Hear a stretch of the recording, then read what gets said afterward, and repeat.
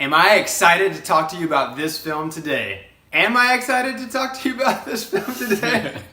Here we go. Hey, this is a special edition of Hanging with the Herons, 365 movies in 365 days in 3 minutes and 65 seconds because F is for forget. We're going to F the format. We're not going to do 3 minutes and 65 seconds. We are going to do twice that long because we're doing Citizen Kane, and it's an epically long film. And more importantly, we have Shaheer on today's show, who's an excellent filmmaker. He's also one of 4 amazing hosts of the Unentitled podcast. Check that out for sure. He's great. He's on the show. We have some excellent conversation. It goes a little bit longer than planned, so enjoy twice the amount of 365 movies in 365 days in 3 minutes and 65 seconds. As always, peace!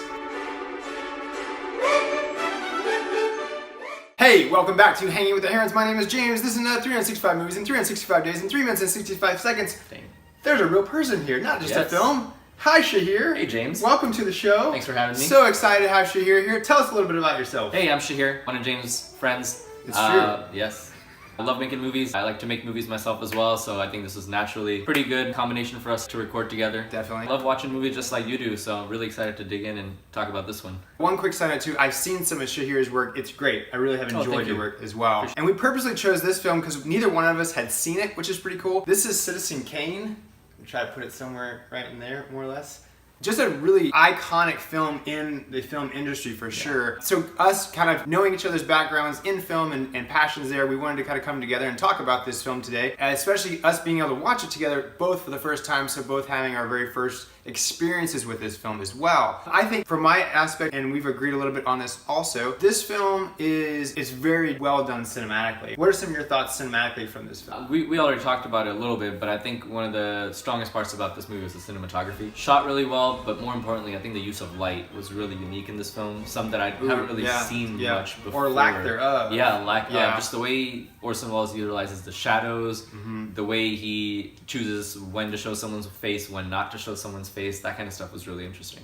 Definitely. That famous meme, had no idea. And then we're like, wow, okay, this is great. Hence our youth, and now coming back full circle around to some of the more classic works as well. I also really enjoyed the particular shots they chose. The backgrounds and the sets designs and the sets that they were picking up were really cool. Yeah. I just thought that was neat, and especially the beginning of the film. It's an interesting twist. How the film decides to lay out its scenes is very, in a sense, honestly kind of avant-garde. I think that might be a good word for it. Oh yeah, it's very much like a puzzle. Like, and they even mention, like, there's a lot of imagery and symbolism about puzzles throughout the film. It's so true, yeah. And it's kind of pieced together like that as well, which is interesting. That's a really good point, and I just got goosebumps thinking about that. That's true as we got towards the end, and then now thinking about towards the beginning and the layout. That's pretty cool as well. So definitely, I guess I would say watch this film. Yeah. If you're a film lover, it's probably necessary just so you can have your own opinions of it. A little bit change up on the format, so we're just gonna talk about one actor, Orson Welles. Interesting history on Orson Welles. His dad was an inventor, his mom was a pianist, a lot of artistic background built into there as well. His mother died when he was 9, his father died when he was 15. He traveled the world with his father for a short time there, and he actually did become a ward of Chicago Dr. Bernstein.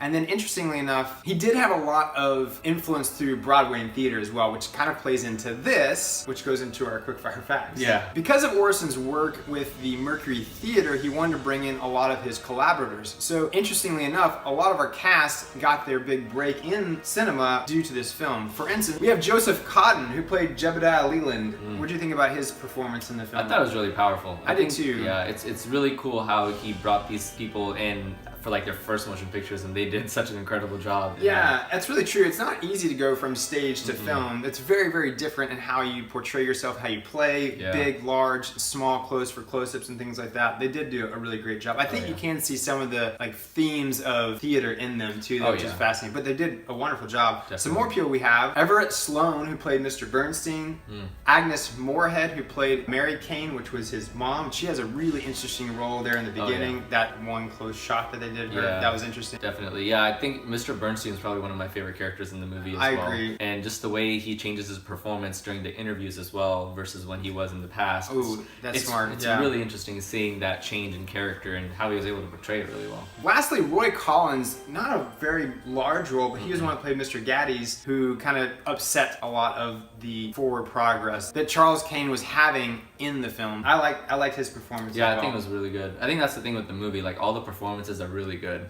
It's very true, yeah. Despite some of the very specific choices they made in the film, they weren't always palatable per se. Yeah. But some really great performances. Definitely. One of the interesting things was Wells's weird eating habits. I think I was telling you this. He drank 30 cups of coffee a day at one point in time. Got caffeine poisoning, so switched to tea. But then he drank so much tea, he was thinking that the brewing of the tea would slow down his process of drinking, but it didn't. And he drank so much tea, he actually turned a different color. Wow. It's just really weird. That's insane. Yeah, so some weird eating habits there. Jeez. Also, Wells, a very physical actor, so a lot of that caffeine amped into him for his performances. If you recall, there was a scene where he's destroying a room. He actually cut his hand pretty badly. Oh, wow. And then I don't think we saw this scene in the film. I don't recall it. But there was a scene where he fell down some stairs. He actually twisted and hurt his ankle so badly. I think he nearly broke it. He actually spent a few weeks off doing the directing from a wheelchair and had to postpone some of his scenes too. That's crazy. So yeah, it was just kind of wild, some of the physicality in the film that Orson Welles played as well. For sure. And Orson Welles actually got a lot of creative capabilities in this film to just kind of do what he wanted.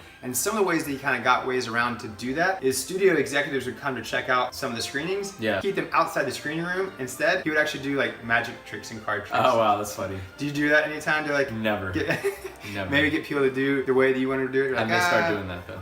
All sleight of hand, right? Yeah, some of that. So pretty cool. So last quick fire fact: we were talking about the love we have for this film and its cinematography. They actually, apparently, for the time, threw in every possible cinematographer trick, for lack of a better word, in this film, and then experimented and did all these things. So they did things like cutting holes in the floor just so they could lower the cameras for lower angles. They put a cover over the ceilings so that you couldn't see mics that were above the actors. So they got some good audio work there as well. Yeah. So just some really neat camera tricks and angles that we hadn't experienced at that time, or if we had, it was maybe one, but this was all of them kind of put in together. He partnered with Greg Toland on this venture, who really wanted to get to some experimenting, but had worked with so many filmmakers that they were kind of like, we don't want to chance it. And Orson Welles was new to filmmaking, so he was just like, hey, like, I don't know what to do, you tell me. Yeah. So that's pretty cool. That is. Do you think some of his father's experience as an inventor maybe influenced some of these interesting choices? Very well could be. That's actually really good. Just having the ability to think outside the box, and like inventors are always doing that. That's what they have to do.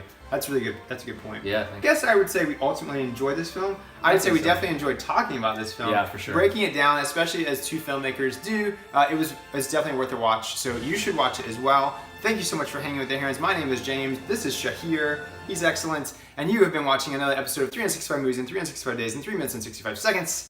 I'm getting better at saying that all the time. Comment below. Let me know if you've seen this film. I'd really like to know your thoughts on it for sure. If you haven't seen it, especially if you're a filmmaker, it probably is definitely worth a watch. Come back and let us know what you think about it then. As always, peace.